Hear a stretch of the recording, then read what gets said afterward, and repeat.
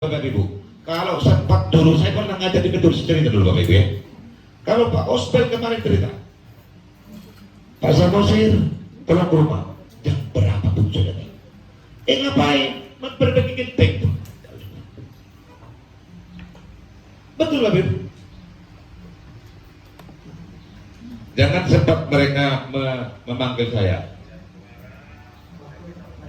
Betul Bapak Ibu ya. Jadi terima kasih, kita sama-sama. Saya tinggalkan, kami serahkan kepada Pak Wahidin untuk sosialisasi modul 1 itu yang pasti tujuannya adalah perbaikan sekolah. Mari kita membiasakan perilaku-perilaku positif.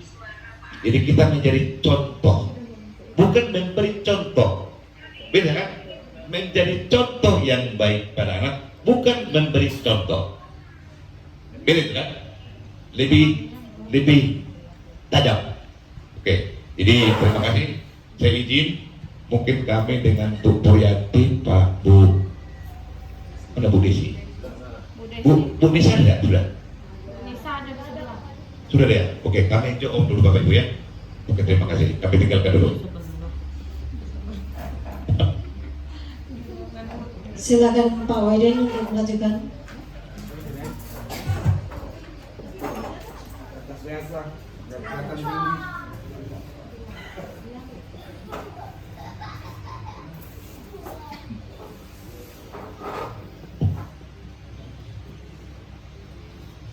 Baik Bapak Ibu semua.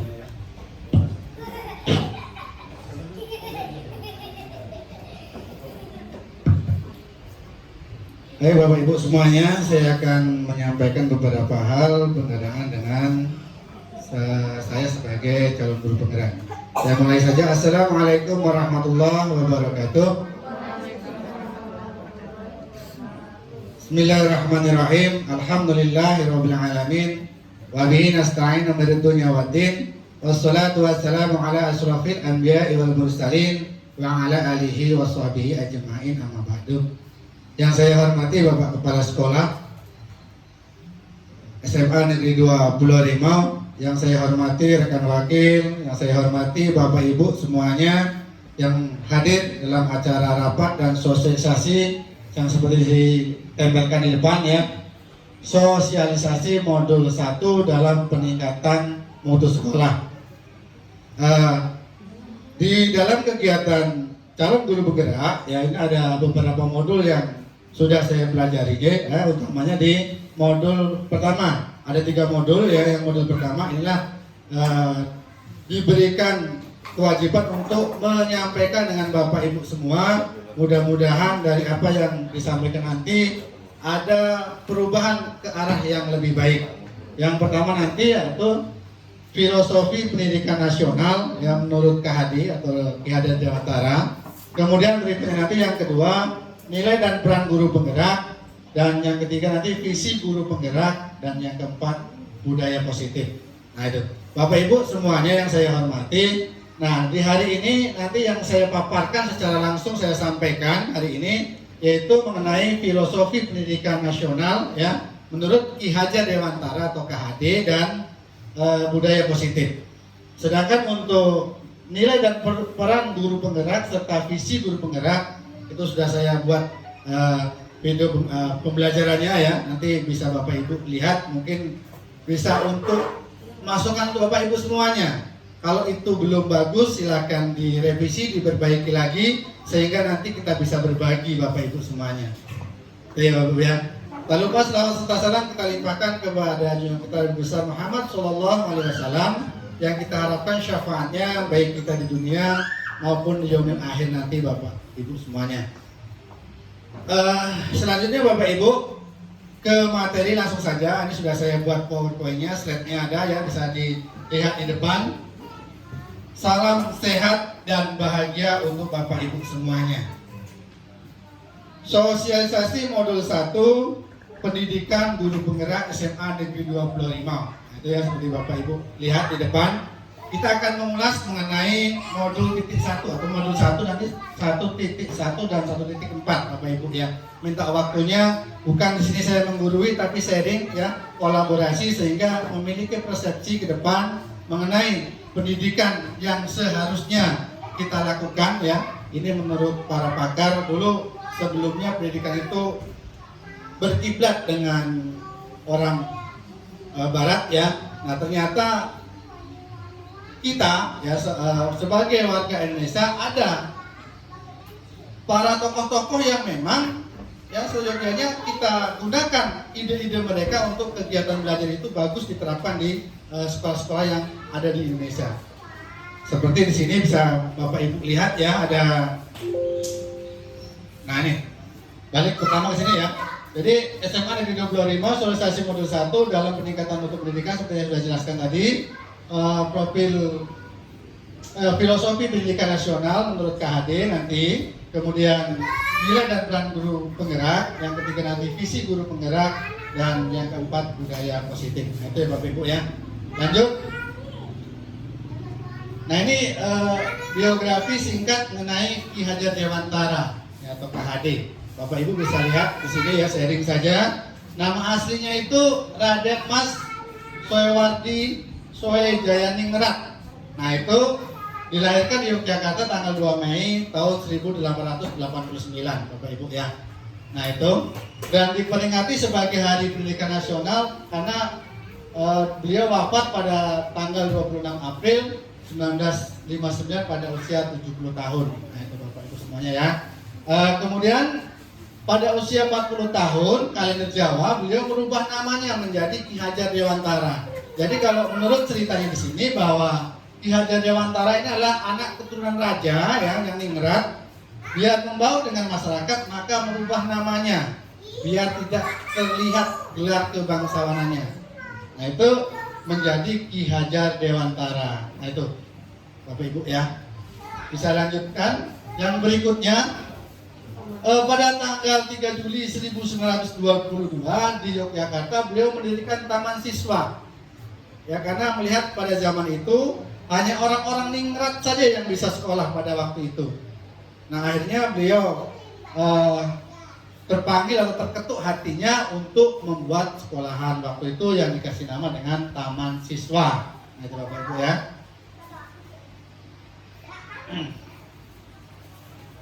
Pendidikan di Indonesia tidak akan pernah maju selama sistem pendidikan mengikuti sistem pendidikan kolonial yang bersifat diskriminatif dan mengabaikan nilai-nilai kebudayaan setempat. Nah itu latar belakang dari Ki Hajar Dewantara atau KHD mendirikan Taman Siswa. Nah ini Bapak Ibu ya. Yang berikutnya, prinsip dasar penyelenggaraan pendidikan di Taman Siswa adalah ing ngarso sun tulodo, di depan memberikan contoh, ing madya ya, mangun karso, di tengah memberikan semangat, tumpuri handayani, di belakang memberikan dorongan. Nah, itu. Kita mengenal hingga saat ini sebagai semboyan pendidikan nasional. Jadi kita Bapak Ibu ya, saya yakin Bapak Ibu semuanya sudah paham kita adalah profesi sebagai guru. Ya mau tidak mau, suka tidak suka, paling tidak inilah menurut Ki Hajar Dewantara. Ya kalau bisa kita tiru dari tokoh yang sudah bersusah payah sehingga pendidikan di Indonesia itu ada dan sampai saat ini berkembang sampai ke kita ya. Tidak cuma hanya orang-orang ningrat saja yang bersekolah, tetapi kita dari rakyat jelata pun bisa bersekolah. Kita harus wajib berterima kasih dengan jerih payah yang telah dilakukan oleh Ki Hajar Dewantara. Itu Bapak Ibu ya. Lanjut, refleksi filosofi pendidikan nasional Ki Hajar Dewantara. Refleksi, kita melihat kembali, melihat ke belakang apa yang sudah kita sampaikan dengan siswa, apakah itu sudah sesuai dengan apa yang diminta oleh tokoh pendidikan kita ini ya, Ki Hajar Dewantara. Karena saat ini di CGP ya, khususnya di SMA ini ada 7 sekolah yang baru bisa ikut PSP, program sekolah penggerak. Ya mungkin di tahun-tahun yang akan datang itu seluruh Indonesia akan diarahkan menjadi program sekolah penggerak. Untuk saat ini baru piloting atau contoh, di antaranya ada sekolah kita. Dan saya berharap juga nanti kawan-kawan semua, saya tadinya juga tidak punya keinginan karena di CGP ini, calon guru penggerak ini, banyak kegiatan yang menyita waktu, tapi dari situ bisa kita ambil manfaatnya. Ternyata setelah kita ikut di situ, banyak hal yang bisa kita pelajari di situ. Yang tadinya tidak bisa Google Meet, alhamdulillah setelah ikut mau tak mau dituntut, akhirnya kita bisa. Yang tadinya tidak bisa bagaimana mengedit video, alhamdulillah setelah ikut mau tak mau kita belajar dengan kawan kolaborasi, akhirnya bisa. Nah, ini saya berharap dan kawan-kawan semua ya, Bapak Ibu SMA Negeri 2, untuk kalau memang nanti ada kuotanya di SMA Negeri 2, tolonglah Bapak Ibu ikut. Nah, makanya diadakan sosialisasi. Enak kok Bu, ternyata setelah diikuti. Kita nginap di hotel, diganti ya, makan ditanggung di sana. Nah itu ya, memang ya tadi mungkin meninggalkan anak istri, tapi itulah bagian dari yang harus kita tingkatkan sebagai kompetensi kita ya sebagai guru untuk ke depan, supaya kita bisa mengikuti perkembangan zaman ya sesuai dengan kodrat alam dan kodrat zaman.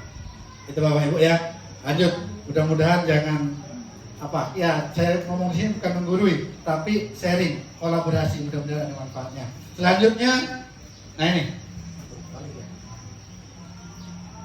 ini dasar-dasar pendidikan Ki Hajar Dewantara. Nah ini, yang pertama dasar pendidikan KHD ini pertama adalah menuntun. Bisa Bapak Ibu lihat, maksud pendidikan itu adalah menuntun segala kodrat, menuntun segala kekuatan kodrat yang ada pada anak-anak agar mereka dapat mencapai keselamatan dan kebahagiaan yang setinggi-tingginya sebagai manusia maupun anggota masyarakat.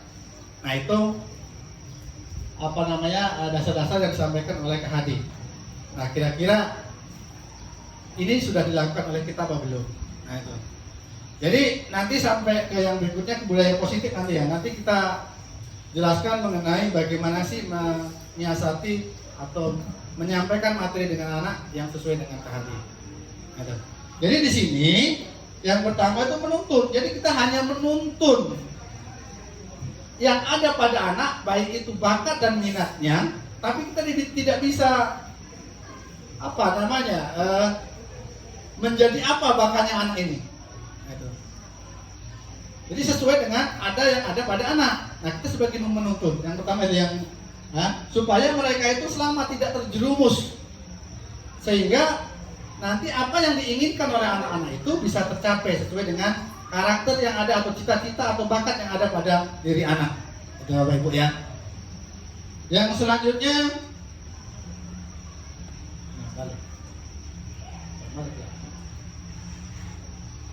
nah ini.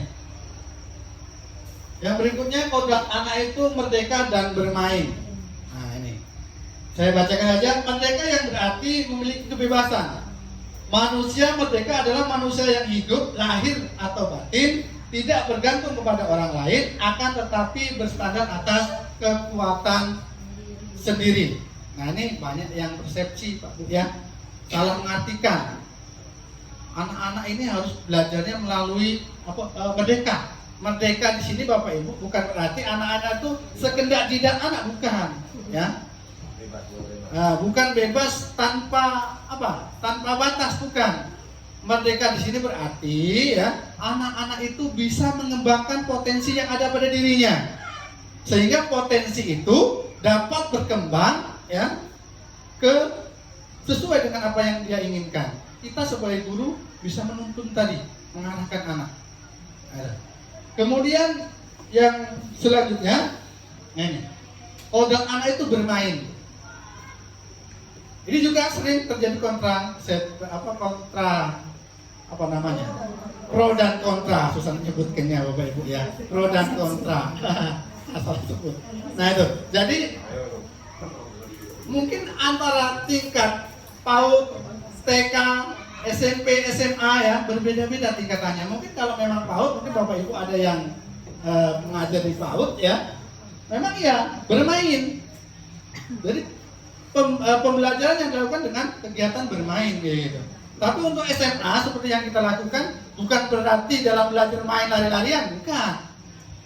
Tapi diharapkan anak-anak itu berkarya di sini. Bermainnya itu menciptakan ide-ide yang ada pada dirinya. Yang misalnya hobinya membaca, arahkan supaya anak-anak membaca, membuat artikel. Yang hobinya membuat puisi misalnya, ya mereka berkarya melalui tadi bermain tadi membuat puisi, sehingga mungkin bakat yang ada nanti kita bisa salurkan ikut mengikuti lomba-lomba dan hal-hal yang lain. Misalnya ada yang berbakat qiraat misalnya, mungkin nanti ada ya gurunya yang memang membidangi. Nah, kita bisa manfaatkan, kita gunakan pada kegiatan pada masyarakat, ya acara-acara pernikahan misalnya, peringatan-peringatan. Nah itu. Yang selanjutnya Bapak Ibu, pendidikan yang berpihak pada anak. Nah, ini pendidikan yang berpihak pada anak yang bagaimana?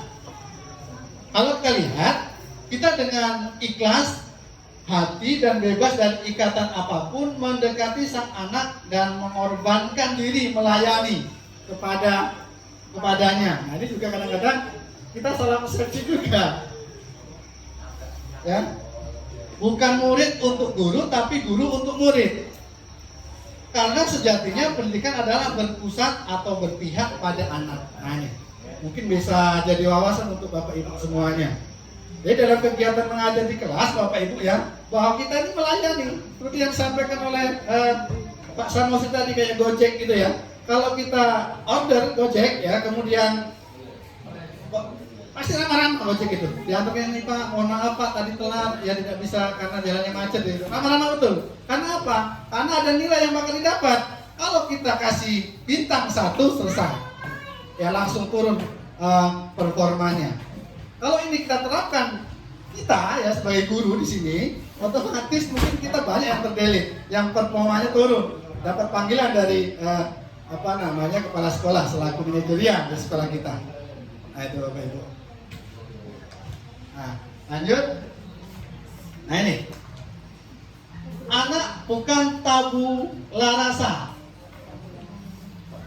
Anak bukan tabula rasa. Tabula rasa ya. Nah itu. Saya bacakan dulu baru nanti kita bahas sedikit. Anak bukan kertas kosong yang bisa digambar sesuai dengan keinginan orang dewasa.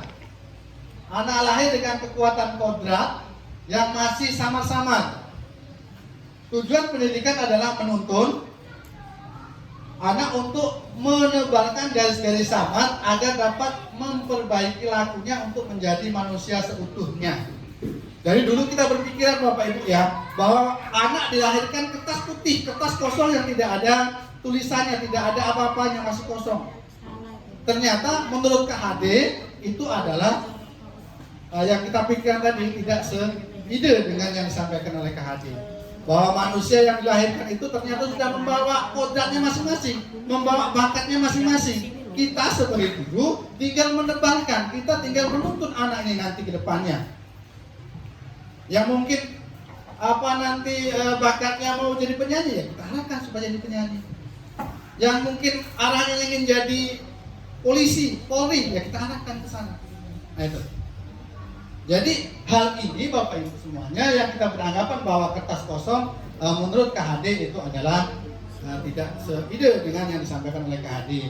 Bahwa menurut KHD itu adalah kertas yang sudah ada kekuatan kodratnya, ya, tapi masih samar-samar. Tugas kita sebagai guru untuk menebalkan dari bakat minat dari anak-anak kita. Udah Bu ya, lanjut. Nah, selanjutnya ini masih dasar-dasar pendidikan Ki Hajar Dewantara. Budi pekerti yang akan melahirkan keseimbangan atau keselarasan. Budi pekerti, watak, karakter adalah bersatu, paduan harmonis agar gerak pikir, perasaan dan kehendak atau kemauan sehingga menimbulkan tenaga semangat. Nah ini sama-sama kita pahami, agak-agak tinggi nih bahasanya. Budi, pikiran, perasaan, kehendak, kemauan. Pekerti, tenaga akan menghasilkan keseimbangan, keselarasan hidup. Nah itu.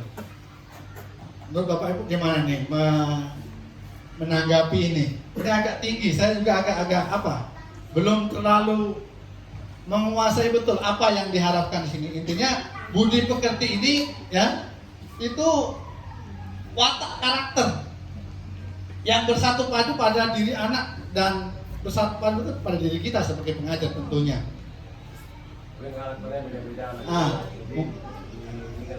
Nah itu.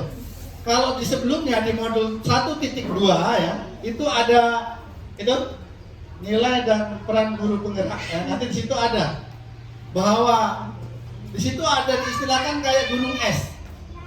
Jadi gunung es itu kita tuh hanya sekitar 12% yang ada yang bisa dilihat dari seseorang atau dari siswa atau dari kita. Sayangnya itu di bawah laut. Ya, kebiasaan yang kita lakukan, ya, peraturan yang kita lakukan akan membentuk identitas kita yang kita lakukan secara konsisten. Ya, jadi kalau memang biasanya kita masuk pagi, ya, masuk pagi terus, pokoknya kalau tidak dalam masuk pagi, maka akan jadi karakter kita, akan jadi kebiasaan kita. Gitu. Tapi kalau cuma misalnya datang karena takut kena hukuman, takut kena teguran, berarti belum diambil nilai yang diambil di situ ya. Berarti masih karena telat takut kena marah, telat takut tidak dibayar ya gitu. Tapi yang bagus adalah kita memiliki nilai yang ada pada diri kita bahwa dengan kita lakukan kita disiplin tadi ya, budaya positif, maka kita akan memang itu loh yang harus kita lakukan. Memang kesadaran yang ada pada diri kita, bukan karena faktor eksternal, tapi karena faktor internal yang ada pada diri kita. Nah, kita boleh lanjut. Nah ini Bapak Ibu yang pernah saya sampaikan waktu rapat. Jadi konsep petani. Jadi di sini kita guru ya, diibaratkan guru adalah petani, siswa adalah benih jagung atau benih yang lain boleh. Kemudian sedangkan sekolah adalah lahan. Nah nih, jika benih jagung yang baik dasarnya jatuh pada tanah yang baik, banyak air dan mendapatkan sinar matahari yang cukup, maka pemeliharaan dari petani tentu akan menambahkan kebaikan keadaan tanamannya. Intinya kita ya dari apa yang disampaikan oleh KHD ini, kita dalam mendidik itu ya, kita bukan membuat anak itu pintar, bukan. Yang buat pintar itu Allah Subhanahu wa taala. Ya, kita guru itu sebagai petani. Tadi kalau kita konsep petani ya, kita kan harus menyiapkan lahannya, kemudian setelah apa mungkin perlu dipupuk, kemudian benih tadi kita tanam, kita rawat ya itu. Nah itu ibarat yang dirawat tadi adalah siswanya atau jagungnya tadi, sehingga mendapat keselamatan, sehingga nanti apa yang kita tanam tadi akan kita panen hasilnya dengan selamat, tidak ada halangan dan gangguan, tidak dimakan tikus, tidak ditumbuhi oleh rumput semak ya, bukan sekedar sudah tanam saja dan dibiarkan saja, bukan. Itu. Tuh, Ibu. Nah ini sama tadi.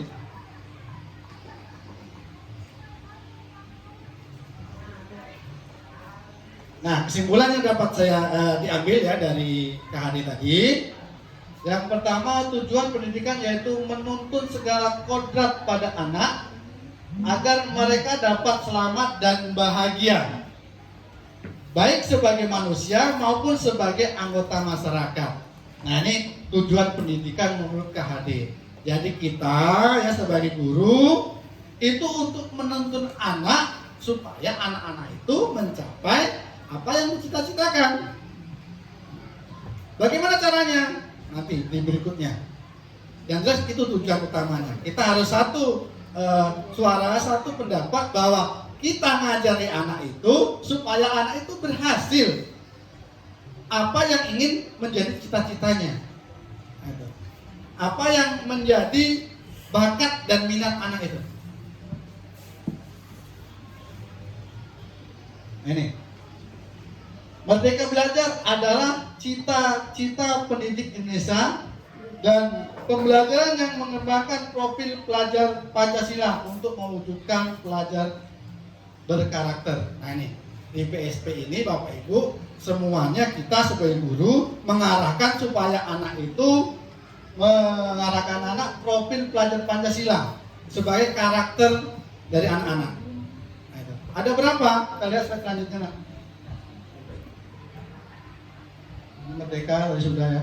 Nah ini Ini Bapak Ibu. Jadi kegiatan belajar mengajar yang kita lakukan di kelas semuanya mengarah ke sini. Ya, ke profil pelajar Pancasila. Kalau Bapak Ibu bisa lihat itu ada dijabarkan menjadi 6. Yang pertama, beriman bertakwa kepada Tuhan Yang Maha Esa dan para akhlak mulia. Itu jabarannya, bisa Bapak Ibu lihat ada akhlak beragama, akhlak pribadi, akhlak pada manusia, akhlak pada alam, akhlak bernegara. Itu jabarannya.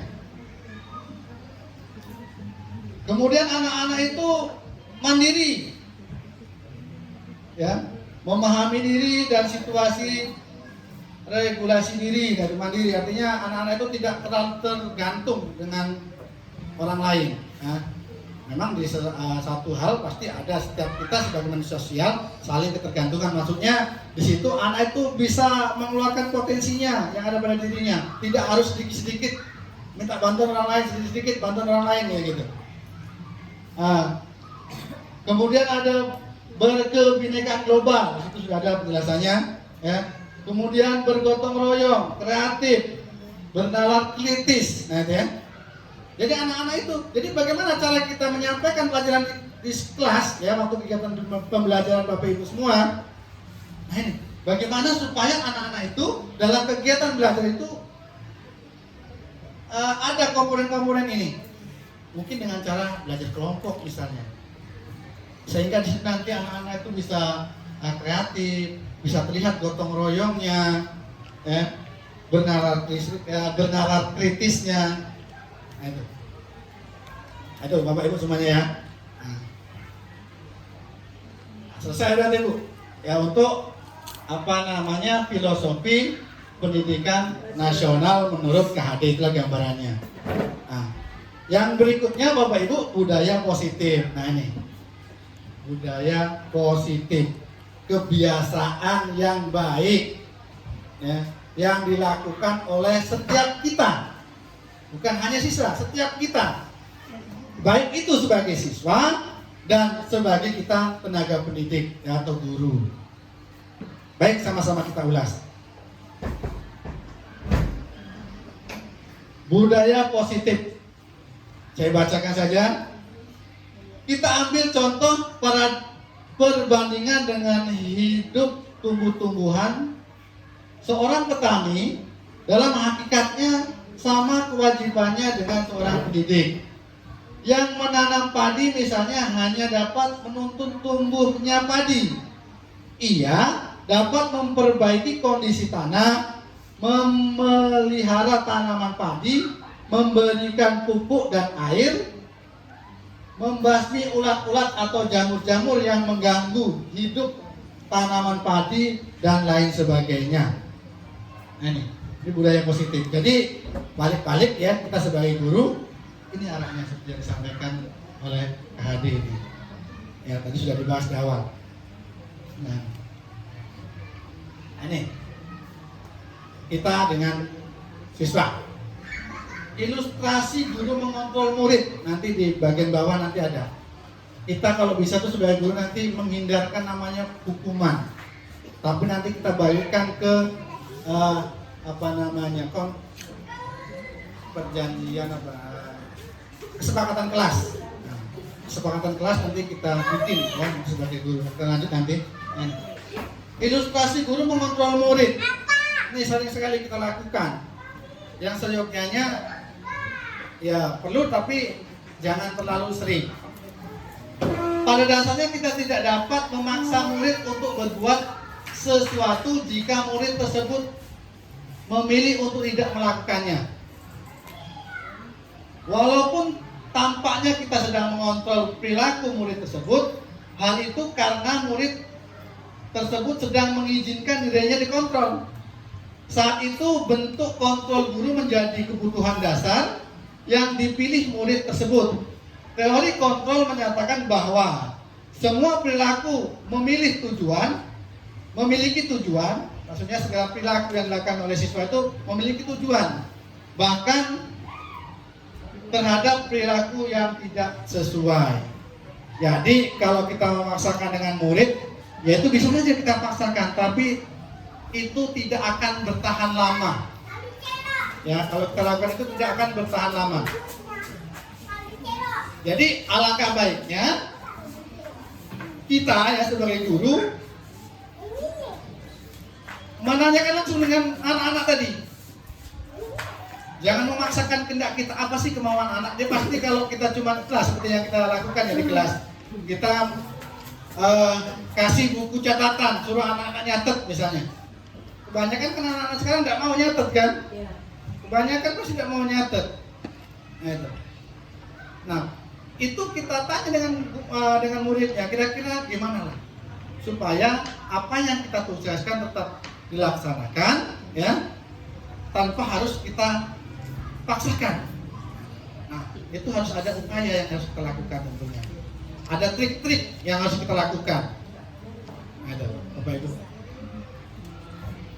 Selanjutnya, ilusi bahwa kritik dan membuat orang merasa bersalah dapat menguatkan karakter. Menggunakan kritik dan rasa bersalah untuk mengontrol murid menuju pada identitas gagal. Mereka belajar untuk merasa buruk tentang diri mereka. Mereka mengembangkan dialog dari yang negatif. Kadangkala sulit bagi guru untuk mengidentifikasi bahwa mereka melakukan perilaku ini. Karena seringkali guru cukup menggunakan suara halus untuk menyampaikan perasaan negatif. Nah, dari sini gimana Bapak Ibu? Bahwa yang kita lakukan kritik ya kalau tidak tepat itu bukannya malah menjadi penyemangat, malah nanti anak-anaknya down. Jadi kita tetap melakukan masukan untuk anak-anak itu tetap berbuat baik, tapi dengan cara yang sesuai ya, dengan yang lembut. Nah itu, jangan kita mungkin kesiswaan ya Pak Otor. Nah besok bawa sendal, ya, jangan bawa sendal lagi misalnya gitu kan, dengan nada yang tinggi. Timbulnya anak nanti bukannya apa? Mungkin ya waktu pas kita sampaikan nurut, tapi jangka waktunya tidak panjang, jangka waktunya pendek. Nah itu, maka kita harus menggunakan dengan nada suara yang halus. Nah, kan peraturan yang ada di sekolah kita bahwa kita harus menggunakan sepatu. Kalaupun pakai sandal, ya silakan dipakai lah. Waktu pas jalannya becek, setelah nyampe sekolah gunakan sepatu. Karena intonasi nada yang kita sampaikan akan memiliki arti yang berbeda, walaupun kata-katanya sama.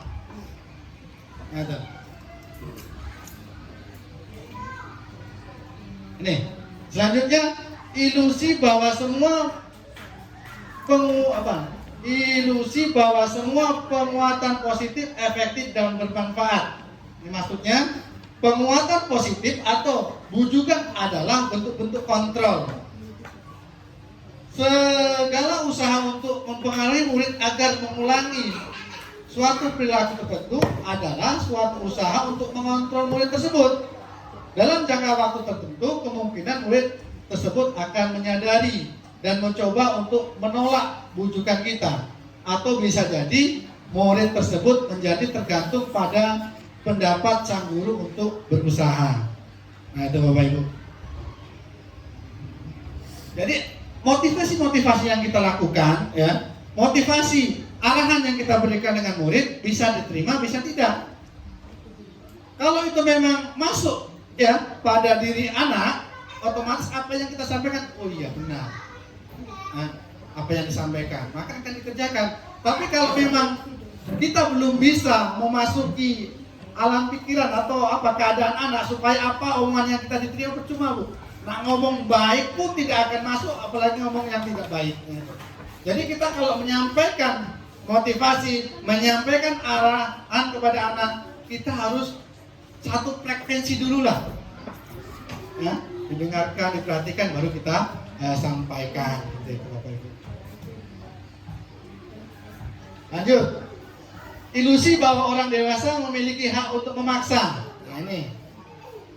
Ya. Jadi kita mentang-mentang jadi guru, ya, kita paksa, kamu harus jadi ini, kamu harus jadi ini. Tidak bisa. Karena setiap anak memiliki bakat dan kodratnya masing-masing. Tinggal kita mengarahkan. belum terlalu ini ya, saya sudah bisa ini. Lanjut. Nah ini, kalau Bapak Ibu lihat ke depan, dapat kita mengontrol seseorang. Nah ini ada stimulus, respon, ada teorema kontrol. Nah menurut Bapak Ibu, yang bagaimana? Apakah kita menggunakan stimulus respon, kemudian teorema kontrol? Bisa dibedakan Bapak Ibu. Kita mencoba mengubah orang agar pandangan sama dengan kita. Itu pandangan kita kan kayak gini-gini, menurut saya gini gitu ya. Ada ya? Tapi kalau menurut teorema kontrol, kita berusaha memahami pandangan. Karena apa? Antara kita dengan kawan-kawan rekan guru yang lain itu memiliki pandangan yang berbeda. Kalaupun mau disamakan ya terus ada habisnya, bentrok terus. Ya, caranya gimana? Ya kalau itu menjadi keyakinan rekan kita guru ya sudah. Yang penting halnya arahnya kebaikan. Nah gitu. Pandangan kita kayak gini, pandangan yang lain kayak gini. Tapi kalau beradu ya, apalagi kayak zaman-zaman dulu waktu pas pemilu, ada yang dukung A, ada yang dukung B, akhirnya gontok-gontokan sama kita. Selanjutnya bisa Bapak Ibu lihat, perilaku buruk dilihat sebagai suatu kesalahan. Ini di stimulus responnya, semua perilaku memiliki tujuan. Nah ini, perilaku yang dilakukan oleh anak-anak kita, baik itu buruk, baik itu baik, ada tujuannya. Anak-anak itu ngambil buku orang lain, misalnya buku kawan sekelasnya, pasti memiliki tujuan itu. Tidak bisa langsung kita salahkan, tapi kita panggil, kenapa nak ngambil buku orang lain? Mungkin karena dia tidak memiliki buku, mungkin karena tidak senang dengan anak tadi, pasti ada permasalahan yang ada di situ. Ada. Orang lain bisa mengontrol saya. Kalau di teorema kontrol, hanya Anda yang bisa mengontrol diri Anda. Artinya gimana? Artinya gimana? Ya, orang lain mengontrol kita, itu sudah ada stimulus respon ya. Kalau kita dalam kontrolan orang lain, tapi kalau kita memang sebenarnya yang hanya bisa, kalau hak asasi kita lakukan hanya diri kita sendiri. Kalau kita mau tidak ya gimana? Walaupun dipaksakan ya tidak bisa. Ya, kita maksakan seseorang. Kalau kita tetap tidak, kalaupun kita mau berarti merelakan diri kita dikontrol oleh orang lain. Saya bisa mengontrol orang lain, Anda tidak bisa mengontrol orang lain. Nah ini Bapak Ibu, apa makna disiplin? Saya yakin kalau masalah disiplin, saya yakin Bapak Ibu ngerti semua masalah disiplin. Ini perlu juga penyamaan persepsi. Kita sama-sama baca Bapak Ibu ya. Berasal dari bahasa Latin disiplin yang berarti belajar. Disiplin diri membuat orang lain menggali potensinya menuju sebuah tujuan apa yang dia hargai. Namun dalam budaya kita, maka kata disiplin telah dirubah menjadi sesuatu yang dilakukan seseorang pada orang lain untuk mendapatkan kepatuhan. Kecenderungan umum adalah menghubungkan kata disiplin dengan ketidaknyamanan, bukan dengan apa yang kita hargai atau capaian suatu tujuan mulia.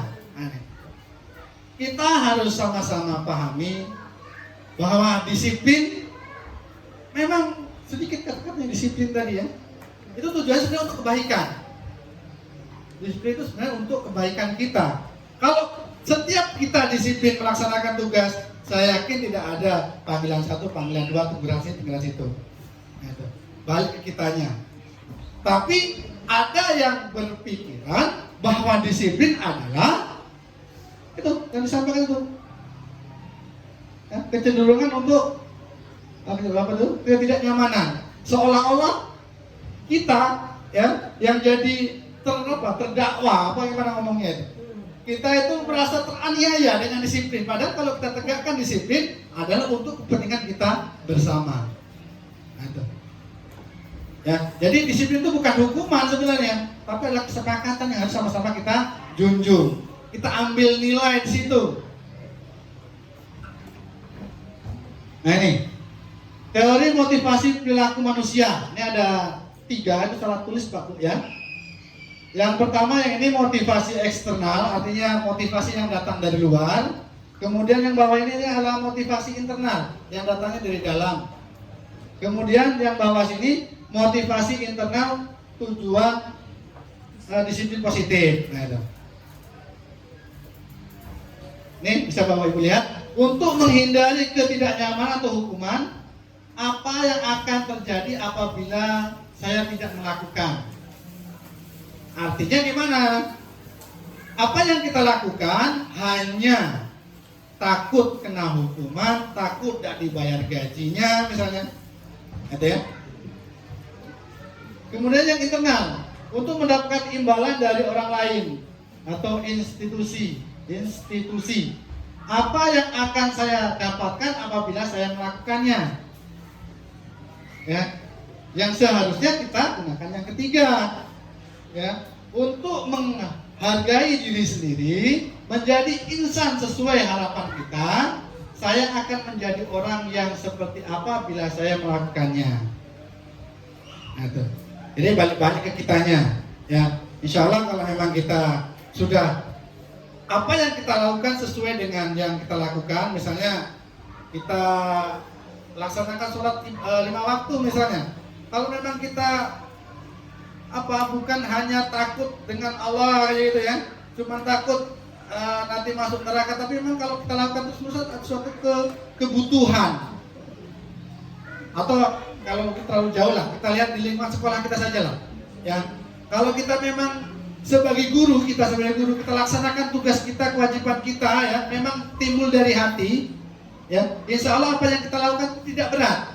Tapi kalau Bapak Ibu laksanakan cuma karena takut kena hukum, ya, takut tidak dibayar gajinya, nah, maka yang timbul adalah kalau ada kepala sekolah aja baru kita datang, ya, dan seterusnya. Nah nih, mari kita sama-sama ya sebagai guru untuk berperilaku yang baik, ya. Ini. Selanjutnya keyakinan kelas, hukuman dan penghargaan. Bapak Ibu ya, keyakinan kelas, hukuman dan penghargaan ini semuanya bisa positif, bisa negatif. Bisa kita lihat sama-sama, kita bahas. Mengapa tidak peraturan saja? Mengapa harus keyakinan kelas? Mengapa kita memiliki peraturan harus menggunakan helm mengendari kendaraan roda 2? Saya baca dulu ya. Mengapa kita memiliki peraturan 3M? Menggunakan masker, mencuci tangan, dan menjaga jarak. Untuk mendukung motivasi intrinsik, kembali ke nilai-nilai keyakinan lebih menggerakkan seorang dibandingkan mengikuti serangkaian peraturan-peraturan. Maksudnya gini Bapak Ibu ya. Ngapunian polisi nyuruh kita pakai helm, ya, waktu pas kita berkendaraan ke jalan raya atau keluar. Nah itu, kita harus kembali ke nilai. Kalau kita memakai helm karena takut ditilang, ya, itu.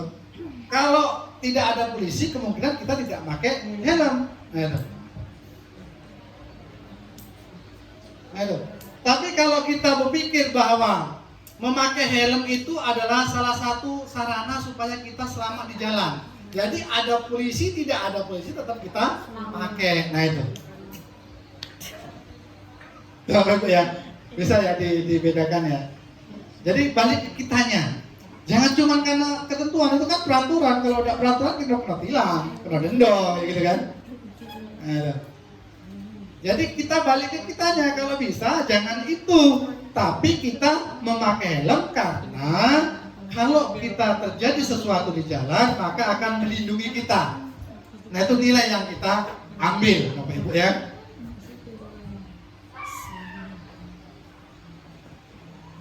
Pengaruh jangka pendek dan jangka menengah. Tadi ya untuk hukuman tadi. Nih, yang pertama ini pengaruh jangka pendek dan jangka panjang. Ini mengenai hukuman ya. Saya lanjutkan saja lah ini. Yang berikutnya, penghargaan tidak efektif. Nah, coba ini agak-agak dengan kita ya, mungkin yang melaksanakan di kelasnya. Suatu penghargaan adalah suatu benda atau peristiwa yang diinginkan, yang dibuat dengan peristiwa. Hanya jika Anda melakukan hal ini, Anda akan mendapatkannya. Jika saya mengharapkan sesuatu penghargaan dan tidak mendapatkannya, maka saya akan kecewa dan kecil hati. Setiap kemungkinan lain kali saya tidak akan berusaha sekeras sebelumnya.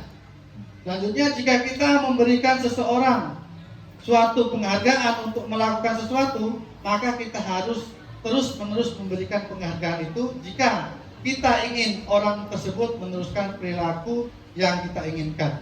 Maksudnya gini Bapak Ibu ya, ada positif dan negatifnya. Jadi misalnya setiap kita laksanakan ujian di kelas misalnya, yang juara Bapak itu selalu kasih hadiah. Itu sebenarnya tidak bagus juga. Ada sisi bagusnya dan tidak bagusnya. Apalagi yang mendapat juara cuma itulah. Alah, paling-paling yang dapat si A, si B, si C, aku tidak mungkin dapat. Akhirnya tidak termotivasi juga Bapak Ibu. Nah, makanya harus diadakan, jangan selalu, tapi diadakan variasi. Bapak Ibu ya. Jangan sampai kayak gini, contohnya yang nyata saja lah. Kita ke anak-anak kita yang sudah punya anak mungkin. Setiap kita nyuruh anak, kita kasih imbalan. Ya, kita kasih imbalan. Nah, tolong beli ke gula. Ini untuk imbalannya 1.000 misalnya, atau 5.000 ya, kasih kayak gitu. Giliran kita suruh tidak dikasih imbalan, nah ini masalah. Ya, tidak akan dilaksanakan. Walaupun dilaksanakan sambil ngomong-ngomong tidak keluar, yang membuat kita akan naik darahnya gitu. Kurang lebih kayak gitu. Ya, tidak usah jauh-jauh, anak saya sendiri lah. Nah, itu Bapak Ibu ya. Nah, jadi penghargaan ini bisa efektif dan juga tidak bisa efektif, tidak efektif. Nah, itu Bapak Ibu ya.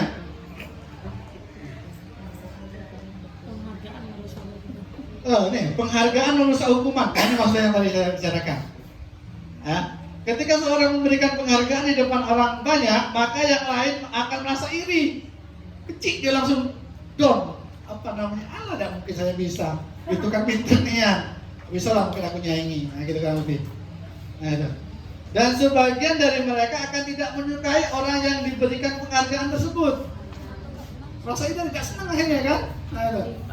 Kemudian jika guru sering memberikan penghargaan kepada muridnya, besar kemungkinan muridnya termotivasi hanya untuk menyenangkan guru, melainkan mereka tidak akan bersikap jujur kepada guru tersebut. Dibagus-bagusi saja di depan gurunya, ya, di belakangnya ngimi-ngimi kata orang Jawa itu. Gitu ya. Gitu. Jadi di depan guru aja dibuat bagus. Kalau ada Pak Uto dimasukin tuh celananya, maksudnya ya. Giliran di luar ngimi-ngimi. Kasih Pak Uto. Kayak gitu. Aduh. Penghargaan menciptakan persaingan di kelas dan persaingan menciptakan kecemasan. Benar tidak Bapak Ibu? Ada ya, masuk akal juga sih. Ya. Kemudian mereka yang percaya bahwa mereka tidak memiliki kesempatan untuk mendapat penghargaan akan bertim coba. Itulah kita ya, saya khususnya guru matematika. Kita dalam mengajar anak-anak itu ya, ada kan yang memang tidak nyambung tanya dengan anak-anaknya itu. Mungkin memang anak-anak itu masih belum ada kemampuan awal betul. Kita mau mengajarkan mengenai statistik misal ya, sedangkan di situ ada misalnya menentukan apa rata-rata misalnya, dan hitungnya belum bisa. Nah, kita harus lihat anak itu ya, kita ajarin hitungnya. Nah, itu kurang lebih Bapak Ibu ya. Sudah ya Mas ya. Penghargaan hukum. Nah, ini saya kira paham tadi ya. Saya bacakan ada Bapak. Penghargaan hukum mereka yang tidak mendapatkan penghargaan. Misalnya dalam sistem ranking, mereka yang mendapatkan ranking kedua akan merasa dihukum. Apa niat lah, aku dari peringkat 1. Ibu itu pilih kasih. Padahal tidak kan, Bapak semuanya memang sesuai dengan kemampuan yang ada. Ya gitu. Kemudian penghargaan dan hukuman adalah hal yang sama karena keduanya mencoba mengendalikan perilaku seseorang. Terima kasih Pak. Kemudian, karena orang pada dasarnya tidak suka dikendalikan dalam jangka waktu lama, penghargaan akan terlihat sebagai hukuman. Nah, sama-sama saya bacakan aja ya, mungkin Bapak Ibu sudah bisa nalar kan, yang bisa saya jelaskan memang hal ini tidak terlalu susah.